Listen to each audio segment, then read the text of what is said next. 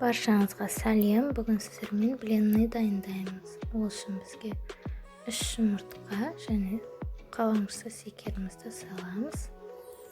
Содан соң миксердің көмегімен немесе осындай арнайы құралмен барлығын біркелкі араластырамыз. Және шым-шым тұзымызды салып, мұқият араластырамыз.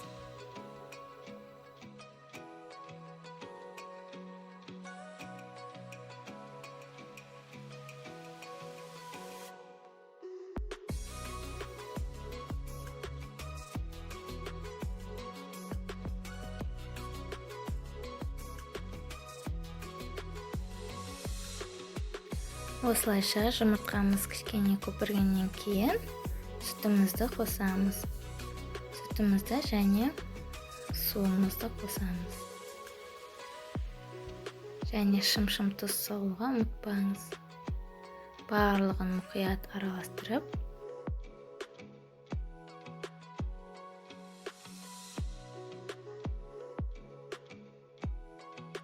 қасықтың ұшымен ғана сода салып араластырып жібереміз. Барлығын болғаннан соң барлығын араластыра отыра кезекті шемішкі майымызды қосамыз. Үлкен қасықпен 3 рет немесе 4 қасық қоссаңыз болады. Әдеттегідей барлығын араластырамыз. Содан соң ұнымызды електен өткізіп, аз-аздан сала отырып, мұқият араластырамыз. Өзіңіздің көз мөлшеріңізбен араластырып отырып қарасаңыз болады. Тым қою болып кетпеуі қажет. Барлық ешқандай комочка қалмауы керек. Осылайша мұқият араластырып аламыз. Миксердің көмегіне жүгінсеңіз де болады. Осылайша бізде осындай тесто шығады. Мұндай қоюды емес, сұйықты емес. Қызып тұрған табамызда пісіріп аламыз. Дәміне қарай өзіңіздің қалауыңыз бойынша тағы да секер қоссаңыз болады.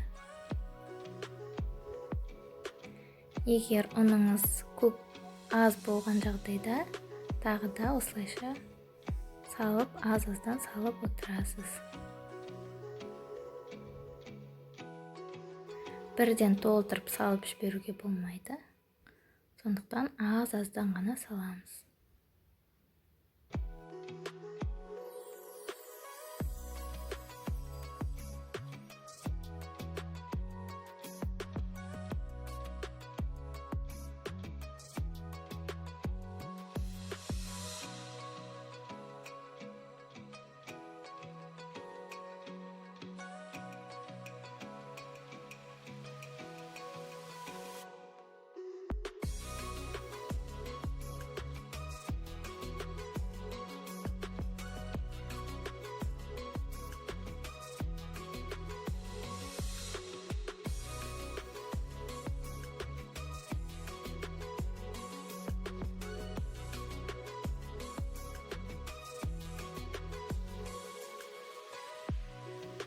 Осылайша біздің бленчигіміз дайын болады. Қызып тұрған табамызда екі жағын қызартып пісіріп аламыз.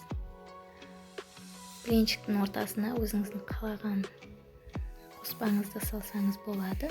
Сары май, майонез немесе варенье өзіңіздің қалауыңыз бойынша. Осылайша біздің бленчигіміз дайын болады. Міндетті түрде жасап көріңіз, сіздерде бірінші жасағаннан шығуы керек. Егер жасап жатсаңыз, мені белгілеуді ұмытпаңыз. Рахмет.